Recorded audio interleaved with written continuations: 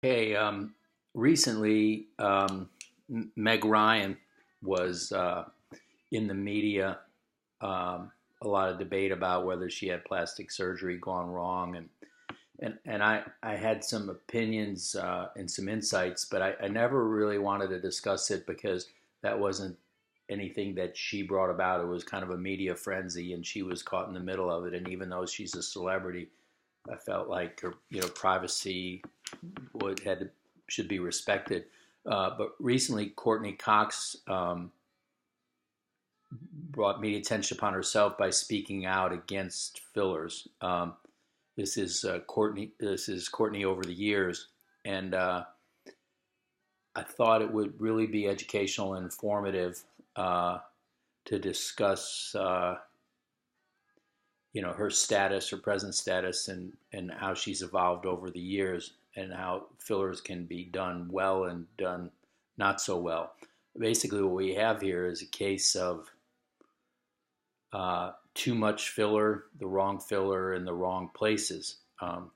Filler can be done artfully and naturally appearing. Here's Courtney when she was young, beautiful. She's still beautiful, but beautiful eyes, very full face, very plump, round, continuous contours everywhere, barely a hint of a fold when she's smiling. As she aged, she really aged beautifully. Uh, Her nasolabial folds have deepened a little bit, but she still has this confluent area. If you think about the face in terms of shapes, if you look at her young face, this is sort of the continental divide of her face. This is the highest peak, and it's a continuous smooth ridge. And then here, as she aged, this is still Pike's Peak, the highest peak of her face. Her continental divide is still along this graceful area where it belongs. Whereas now, she has kind of a ridge here, but this area here is her mountain peak. This is the area that projects most greatly. A lot of people say that if you put fillers in the mid face that it actually lifts, when in fact you're adding mass to the face. And this is an example of why that just doesn't work.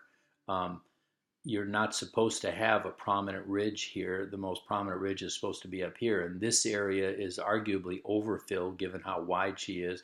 And this area is greatly overfilled.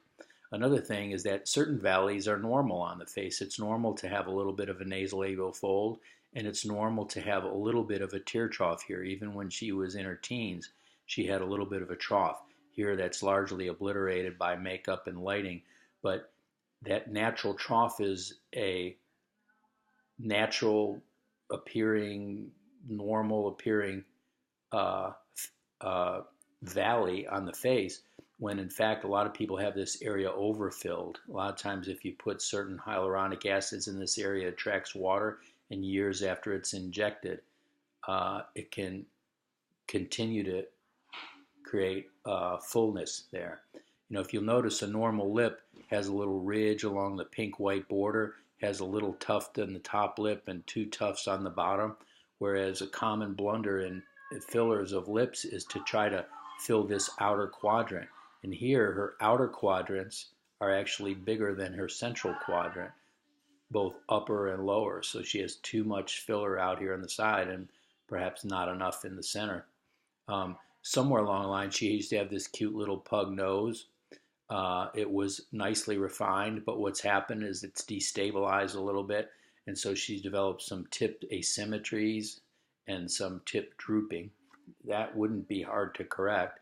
The final thing is look at how full her upper eyelids are and how full they are here. There's very little pretarsal lid showing, but here it's deepened, so she's had some skin excised.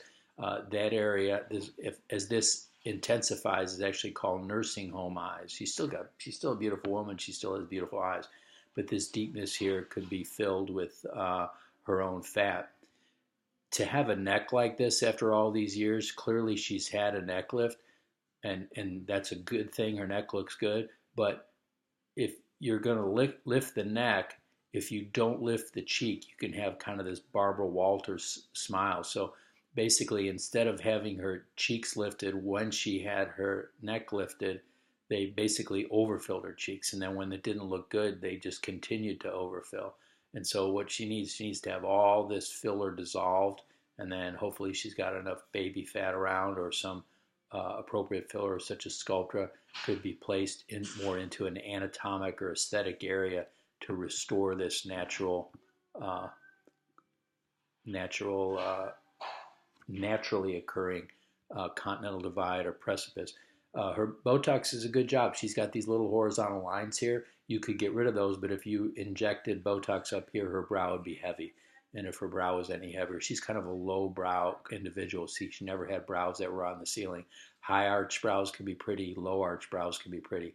And it's good, but she could ill afford to have her brows drop. So it's good that they're letting her frontalis brow lifting muscle survive and activate while they've softened her frown muscle here.